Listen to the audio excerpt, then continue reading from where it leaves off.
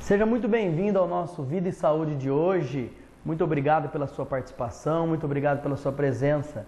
No programa de hoje vamos falar sobre cirurgia plástica, suas complicações, os seus problemas principais, quais os cuidados devemos tomar, os exames e tudo que envolve essa cirurgia.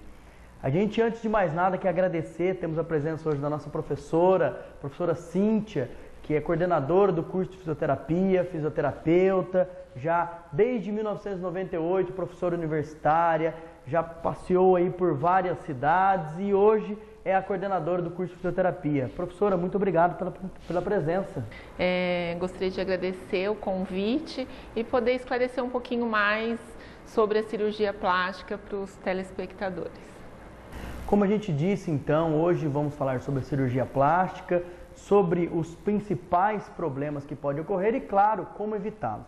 Professor, antes de mais nada, queria que a senhora falasse um pouquinho para a gente quais os tipos principais que a gente encontra, quem são os nossos principais clientes e o que pode principalmente aí estar acontecendo com esses pacientes. Mas quais os principais tipos, professora, primeiro, por favor? Bom, quando a gente fala de cirurgia plástica estética, hoje, a cirurgia campeã são as próteses, né, de mama.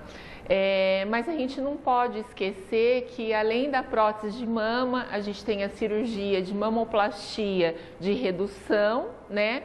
E também a cirurgia de mamoplastia, também chamada de mastopexia, onde a pessoa só tem às vezes um excesso de pele e quer fazer a retirada de esse excesso de pele, né? Antigamente era o tipo mais realizado até. Antes de começar essa procura pela prótese, era a cirurgia só de retirada do excesso de pele e da flacidez, da pitose mamária. Além disso, outro tipo muito procurado antigamente era a cirurgia de mamoplastia de aumento, a mamoplastia redutora. Então, aquelas pessoas que tinham muita mama, um excesso de mama, reduziam a mama, né? Antigamente a moda era a mama pequena, não era uma mama grande, então era o tipo de cirurgia mais realizada. E aí depois, com o passar dos anos, as pessoas começaram a mudar essa moda e aí começou-se a utilizar as mamas maiores e aí partindo-se para a prótese. No início, a prótese, o objetivo dela era ser realizada nas cirurgias de mastectomia, né? A mastectomia, para quem não sabe, é a retirada de um tumor, de um câncer, né? De um nódulo. E aí, com essa retirada, para ficar esteticamente mais bonito, colocava-se a prótese para a pessoa ficar satisfeita e já tem tudo aquilo da retirada da mama, do impacto que isso causa. Então foi uma forma de melhorar a estética dessa mulher que acabava tendo que fazer essa retirada da mama. Porque a gente tem a mastectomia radical e a gente tem a mastectomia parcial.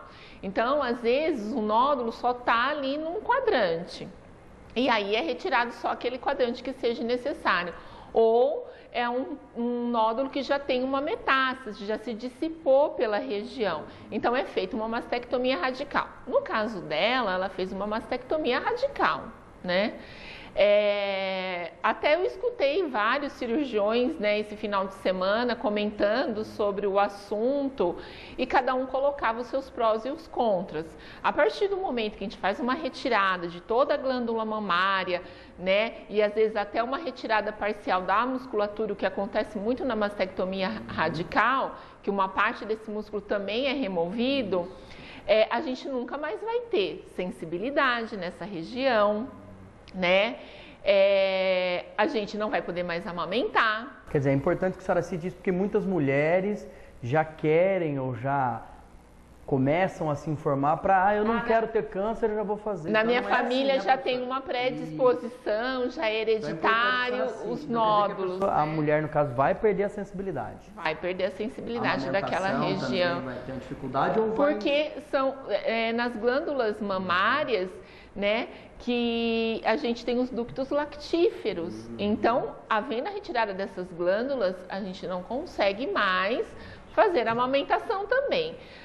Quando é a colocação de uma prótese, isso não vai interferir na amamentação, na sensibilidade. Por quê? Porque não está sendo removido glândula, não está sendo removido nenhuma parte muscular. E hoje, os médicos têm utilizado muito a prótese retromuscular, que fica embaixo da glândula. Então, a gente consegue depois fazer os seus exames preventivos, não vai atrapalhar em nada, não vai atrapalhar a amamentação, o que antes acabava acontecendo porque se utilizava a prótese retroglandular, né? E aí acabava que interferia muito. Hoje não mais, tá? Isso tem que ficar bem claro. Então, a pessoa, quando vai partir para uma retirada radical, ela tem que estar sabendo o que vai acontecer. Aproveitando que a senhora está falando, já justamente dessa consulta médica, que ela tem que ter essa consciência, essa ciência, queria que a senhora falasse um pouquinho então do pré-operatório. Então, antes de qualquer tipo de cirurgia, a gente já sabe que tem que ter um pré-operatório. E no caso da cirurgia estética também. E o que são esses cuidados, professora? Bom, primeiramente, a pessoa não pode fazer um comparativo com as amigas, com as colegas, ela tem que, primeiramente, procurar um cirurgião plástico, né? É ele quem vai estar mais apto a dizer se ela tem plenas condições de realizar aquele procedimento ou se ela não tem, né? Com isso, o cirurgião vai estar avaliando as condições clínicas dessa paciente, vai pedir exames pré-operatórios, ele vai estar vendo a quantidade de tecido adiposo que essa paciente apresenta, se ela não precisa, às vezes, emagrecer um pouquinho antes da cirurgia. E cada cirurgia tem uma condição. Então, a gente falou da mamoplastia, redutora de aumento, a mastopexia, mas a gente tem a abdominoplastia, que é a cirurgia abdominal, que a gente pode estar realizando ou uma abdominoplastia completa, que vai de espinha ilíaca a espinha ilíaca, a cicatriz. Essa não é a lipoaspiração, não. É aquela que realmente vai fazer retira o excesso de pele e ela pode estar associada de uma lipoaspiração. Então, vai retirar o excesso de pele, vai fazer muitas vezes a aplicatura do reto abdominal, ou seja, sustentar aquela musculatura que às vezes está esgarçada, porque já teve alguns partos, né? 3 filhos e aí por diante, já tem um excesso de pele e aquilo incomoda, tá? Quando o paciente não tem um excesso muito grande de pele e tem que ser uma correção mais a nível inferior só do abdômen, ela pode fazer uma mini abdominoplastia, que daí a cicatriz é menor, onde só vai estar mexendo na região inferior do abdômen. A partir do momento que ela tem que mexer em todo este abdômen, é feita então a abdominoplastia completa. Tá? E esse pré-operatório inclui os exames, a consulta. E além disso, a fisioterapia ela pode estar ajudando com o fortalecimento muscular antecedendo essa cirurgia. Se a gente vê que tem alguns músculos que estão preservados, por exemplo, os oblíquos, né? O abdominal não está esgarçado totalmente, a gente pode estar fazendo esse pré-operatório dando mais resistência muscular, porque fica até melhor o procedimento cirúrgico, fica mais definido para o médico até onde é gordura, até onde é musculatura. E a paciente fica mais satisfeita no pós-operatório. Além disso, é feito também uma drenagem linfática pré-operatória, porque o nosso sistema linfático ele é 5 a 6 vezes mais lento que o nosso sistema circulatório. Para quem não sabe, o sistema linfático ele é responsável pela imunidade do nosso organismo e quando se faz um procedimento cirúrgico, esse sistema se fecha naquela região. protegendo o restante do nosso corpo, para que nenhum micro-organismo, nenhuma bactéria passe para as outras regiões do corpo. Então, durante a cirurgia, ele vai se tornar mais lento ainda, porque ele vai se obstruir. Exatamente. Então, é importante que a gente já faça algumas drenagens antecedendo essa cirurgia, para deixar esse sistema mais rápido. Com isso, eu vou diminuir o edema pós-operatório, aquele inchaço que vai acontecer no pós-operatório, né? E além disso, durante as drenagens, você já pode ir hidratando essa pele da paciente. É isso que eu ia perguntar. Quer dizer que as pessoas geralmente, né, elas procuram a cirurgia para eliminar o problema e não ter dor de cabeça. Vamos dizer assim, tem uma certa preguiça, um comodismo. Eu não quero fazer exercício, eu não vou me preocupar, eu vou lá, o cirurgião vai fazer o que tem que fazer, depois eu vou para minha casa e pronto, eu volto. Quer dizer, então ela tem que ter esse cuidado pré-operatório, até a senhora que é dermatofuncional, também tem uma vasta experiência nisso. Quer dizer, todo esse paciente ele tem todo um preparatório que vai dar uma qualidade muito melhor nessa cirurgia. Então, a importância aí da fisioterapia, né, no pré-operatório é de acelerar o sistema linfático, hidratar essa pele, porque é a mesma coisa. Pega um pedaço de papel e deixa no sol. O que vai acontecer? Ele vai ficar quebradiço, né? Pega essa pele que não está sendo hidratada, que está ali, do jeito que dá, e sutura essa pele. Né? É diferente você suturar uma pele hidratada de uma pele que já está ressecada, quebradiça, descamando. Isso acrescenta muito a cirurgia. Com certeza, você vai ter uma cicatriz mais perfeita. Quando você está procurando estética, desde a cicatriz até a finalização do procedimento, você quer tudo perfeito. Então, você está procurando perfeição. Então, é o que eu falo muitas vezes. Diante daquilo que você tinha até comentado, Luiz, o que a gente tem que se preocupar não é só com isso em relação a eu não quero fazer academia, eu não quero fazer nada.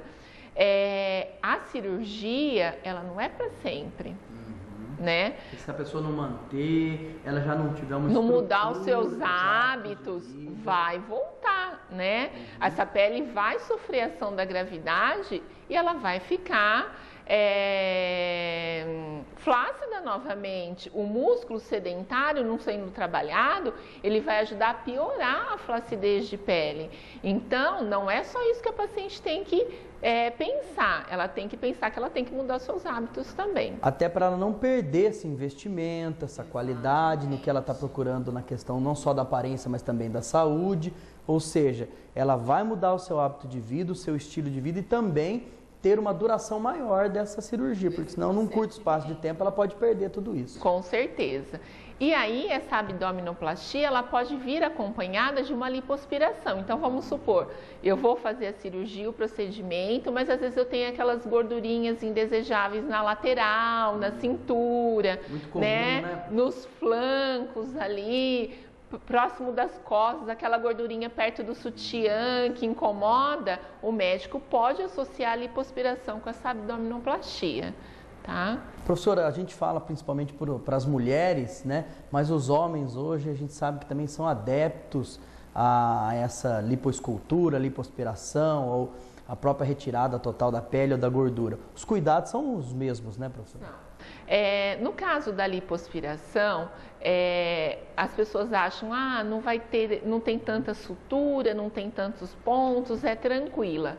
Não é, é um procedimento cirúrgico invasivo, né, onde vai estar sendo removido o excesso de tecido adiposo, de gordura, e que também tem que ser os seus cuidados, tá? Uma vez que quando a cânula vai entrar para fazer a lipoescultura, a lipoaspiração, nem toda a gordura que a cânula bater vai ser lipoaspirada. Algumas gorduras vão ficar livres no organismo, né? Então, pode cair na corrente sanguínea, então tem toda essa complicação, todos esses cuidados. Tanto é que alguns médicos avaliam sua paciente e vê que ela está muito além do peso, né? Pode ser considerada até uma paciente obesa, ele pede para ela fazer um emagrecimento para diminuir um pouco essa quantidade de tecido adiposo, primeiro para não correr risco e segundo para ver o resultado da lipo. porque lipo não é procedimento de emagrecimento. Tá? Muitas pessoas utilizam a lipoaspiração, a lipoescultura como emagrecimento e isso não é o caminho, né? O caminho é que, vamos supor, uma paciente, eu tenho o quadril largo e tenho a cintura fina. Por mais que eu faço dieta, por mais que eu faço academia, meu quadril continua largo. É a paciente indicada para uma lipoaspiração, né? Ou, ao contrário, eu tenho perna fina, tenho braço fino e a gordura fica lá localizada na região abdominal. E por mais que eu tente, também não consigo. É a paciente com indicação, porque ela tem uma estrutura física legal, mas que tem uma gordura ali que está incomodando, indesejável e que ela não consegue perder muitas vezes, tá? Bom, como vocês puderam observar, a gente tem bastante assunto, bastante dúvida a ser tirada. A gente vai para o intervalo e volta em instantes. Antes de chamar o intervalo, gostaria então de falar nosso e-mail, doutorbiomedico@gmail.com. Mande suas dúvidas, participe do nosso programa, mande os seus comentários, as suas críticas e principalmente faça o nosso programa. A gente volta em breve.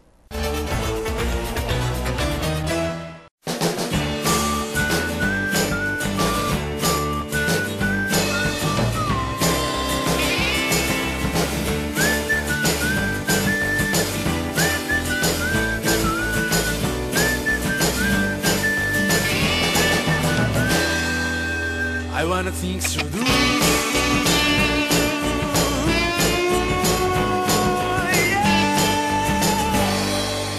I wanna think so do. Voltamos com o Vida e Saúde de hoje, falando sobre cirurgia plástica, mais uma vez agradecendo a presença da professora mestre, coordenadora de fisioterapia aqui da FIB, professora Cíntia, mais uma vez obrigado. Vamos retomar então, professora, falando aí um pouquinho dos homens, né? A gente sempre, as mulheres, o centro do universo, né? A gente acaba esquecendo um pouquinho, mas a gente sabe que hoje os homens, como a gente citou anteriormente no bloco anterior, que os homens hoje estão aí cuidando mais, se cuidando mais, os cuidados, como a senhora estava citando, são os mesmos. Isso. O homem, a cirurgia mais procurada é a lipoaspiração, né? O acúmulo de gordura abdominal. Chope, né? Quase não é mais de chope, vai aumentando. Isso, né? Porque a estrutura, a pele do homem, o músculo do homem, ele já é mais resistente, né? Ele já aguenta mais os sinais do envelhecimento, mas a gordura ela vai se acumular, por mais que o homem tenha um tecido adiposo menor que o da mulher. E aí a lipoaspiração é muito procurada realmente hoje em dia e os cuidados são aqueles: fazer o pré-operatório, ativar o sistema linfático, fortalecer essa musculatura, né, hidratar essa pele e no pós-operatório, assim como para qualquer tipo de lipoaspiração, a cinta compressiva, né? Vai usar antes ou depois? Depois, a cinta, não só para os homens, mas para as mulheres, na lipoaspiração, na abdominoplastia, na mamoplastia, vai ter o sutiã compressivo e no restante a cinta compressiva. Até aproveitando um pouquinho, professora, não interrompendo, mas a gente vê os mais diversos tipos de abdômen masculino, uns bem grandes, vamos dizer assim, com uma circunferência grande. Quando que o médico ele vai determinar até onde cabe uma lipoaspiração ou ela cabe em qualquer momento? Na verdade, tanto para o homem quanto para a mulher obeso, o risco é muito grande e não vai se ter quase resultado. O médico vai pedir para ele realmente emagrecer e aí ele vai fazer o cálculo lá dele do quanto ele acha que é necessário esse homem estar emagrecendo. Procurando uma nutricionista, uma equipe para estar auxiliando. Porque tem aquele risco, né, Luiz? O tecido adiposo livre, quanto mais tecido adiposo livre no nosso organismo, os riscos são maiores de desencadear um trombo, né? E ninguém quer correr esse risco, já que você está procurando saúde, tá? E aí a cinta compressiva, o paciente ele já sai do hospital utilizando a cinta. Por quê? Primeiro, na lipo, as camadas foram descoladas. Então, essa cinta vai ajudar a aderência dessa pele e a não deixar que se acumule água, né, líquido, nesses túneis que se formaram por conta da entrada da cânula, tá? A mesma coisa em relação à abdominoplastia. Tem que se usar a cinta, por quê? Para não deixar acumular ali líquido, diminuir o edema, não está tracionando o tecido onde foi suturado a cicatriz, porque a gente começa a ter força de tensão nessa cicatriz lá pelo 15º dia e não pode se tracionar. Onde mais se recomendou, por exemplo, até falando já do pós-operatório e dos principais cuidados, onde mais se recomenda aí o repouso, não pegar peso ou não dirigir, enfim, queria que a senhora citasse um pouquinho esse pós-operatório para nós, professora, por favor. Lógico que às vezes varia de cirurgião para cirurgião. Via de regra, o que a gente tem é a mama, aproximadamente uma mama redutora, né? Uma mama que foi um pouco mais complicadinha, 40 dias, tá? Sem levantar os braços, a gente fala que é asinha fechada, né? Sem carregar peso e usando o sutiã lá compressivo, tá certo? Já no abdômen, também usando a cinta compressiva por aproximadamente 30 a 40 dias. E a cinta da lipoaspiração, tem cirurgiões que recomendam até 60 dias ou mais de cinta por conta da aderência da pele, né? Porque é onde há mais descolamento da pele. E essa cinta é importante porque você vai lá, faz a drenagem linfática pós-operatória e a cinta ajuda a não acumular líquido. Então, aquilo que você drena, não deixe que aumenta em excesso com a utilização da cinta também. Quer dizer que o sucesso da cirurgia está diretamente ligado a esse pós-operatório. Como o paciente vai se comportar e se ele vai seguir. Eu falo para o meu paciente, 50% de um bom resultado de um procedimento estético é o pós-operatório, ele realmente cumprir a risca aquilo que o cirurgião indicou, tá? Fazer o repouso necessário, tá procurando um fisioterapeuta para uma drenagem pós-operatória, porque a gente tem que tomar muito cuidado. Nesse pós-operatório, a gente não pode fazer vasodilatação, a gente tem um processo inflamatório ali instaurado. E em alguns lugares, a gente percebe que as pessoas fazem drenagem venosa.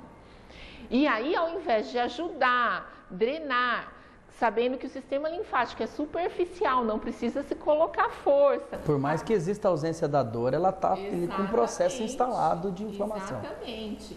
Então, eu acabo prejudicando aquela cicatriz, porque onde eu ponho força eu vou estar tracionando a cicatriz e vou estar levando o sangue para um lugar onde os vasos estão se reconstituindo, né? Então, por isso que às vezes os cirurgiões ficam muito cautelosos em mandar esse paciente para um pós-operatório, porque às vezes eles acabam tendo medo de prejudicar ao invés de ajudar. Então, eles acabam mandando para aquelas pessoas que eles confiam mais, que eles sabem que está fazendo realmente um trabalho correto, para que melhore e não piore o quadro, porque eu posso ter uma abertura dessa cicatriz, eu posso provocar uma infecção naquela região. Ou seja, a partir daí então, já pegando o gancho, o pós-operatório ele entra, se não seguido corretamente, as complicações. E essas complicações são justamente essas que a senhora está citando. Exatamente. A partir dessas complicações, o que pode acontecer, professora? Então, a gente pode ter uma ruptura ali da cicatriz. No caso de uma prótese, a gente pode até fazer uma exposição dessa prótese, né? Por quê? Porque a pessoa está com uma hipossensibilidade, então ela vai confiar em quem está atendendo ela não vai saber se está doendo ou não está doendo. Então, os cuidados são imensos, além, né, do que de eu formar um quadro ali, ao invés de eu conseguir ajudar a reabsorver o edema, reabsorver o hematoma que fica na região, a equimose, que é o excesso de sangue que se extravasou, mais a gordura que às vezes está livre, eu posso realmente criar um quadro ali de infecção, com abertura de cicatriz, aonde o paciente acaba às vezes até voltando para um centro cirúrgico, para pôr um dreno, para limpar, para lavar aquela região, né? Como vocês puderam perceber então, a professora citando, a gente sempre deixa claro aqui no Vídeo Saúde que o profissional da saúde, o biomédico, o fisioterapeuta, o médico, a equipe de enfermagem em geral, ela sempre deve ser consultada, ela sempre deve estar participando de qualquer procedimento, de qualquer dúvida, e essa aqui é uma das nossas funções aqui no Vida e Saúde, esclarecer, trazer essas dúvidas à tona e principalmente demonstrar para vocês como que a equipe de saúde trabalha. Professora, a gente está quase chegando no final do nosso programa. Eu queria que a senhora explicasse um pouquinho, para finalizar, realmente, o papel fundamental da fisioterapia, como a senhora já citou, desde uma escolha na cirurgia, desde o tipo de cirurgia e realmente como que esse fisioterapeuta se prepara aqui, tanto nós aqui na FIB, né? A senhora com essa vasta experiência, já dando aula há muitos anos, totalmente especializada, mestre na área. Queria que a senhora citasse isso e para a gente poder finalizar na nossa parte da fisioterapia. Assim como todo profissional, o fisioterapeuta tem que passar segurança para o paciente, né? Eu falo que o primeiro passo é o paciente ter uma empatia pelo profissional que ele está procurando, seja um nutricionista, um médico, um dentista, seja ele qual for.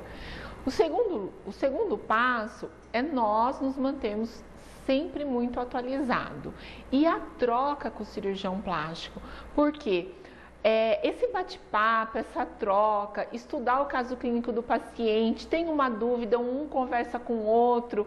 E na área de dermatofuncional, que é a fisioterapia dermatofuncional, que atende tanto a cirurgia plástica como a celulite, a estria, a estética, que pode ser até um programa futuro, esse fisioterapeuta, ele tem que ter consciência até onde vai o seu trabalho. Se ele vai estar fazendo um trabalho estético que ele vê que é muita flacidez, que não vai ter resultado, ele tem que ser sincero com o seu paciente, porque esse paciente nada mais é que um cliente e ele tem que sair dali satisfeito. Então, chegar para o seu paciente e falar, olha, não vai dar resultado, é melhor o senhor procurar uma avaliação de um cirurgião plástico, de um médico, porque está muito grande essa pitose, seja ela de face, seja ela abdominal, essa flacidez que a gente fala, para que ele procure um cirurgião plástico e aí começa o trabalho da equipe. Está acima do peso, entra o nutricionista, está precisando falar com a psicóloga porque não vai conseguir mudar os hábitos, entra a terapia ali associada. Então, é isso que faz a diferença.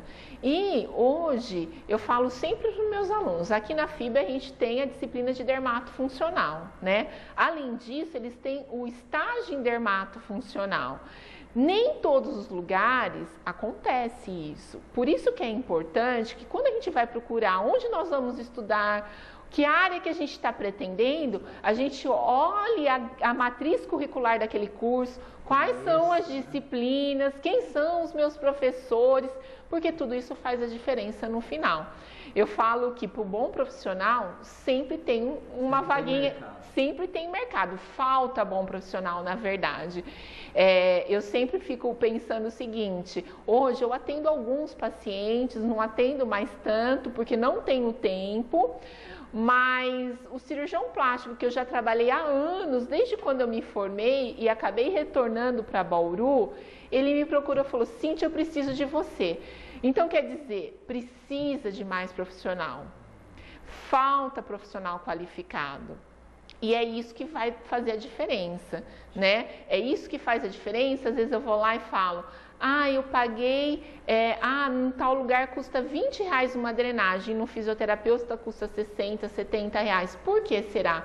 Porque ele fez aprimoramento, ele fez especialização, com ele você faz 10 sessões, você viu o resultado, não precisa de mais.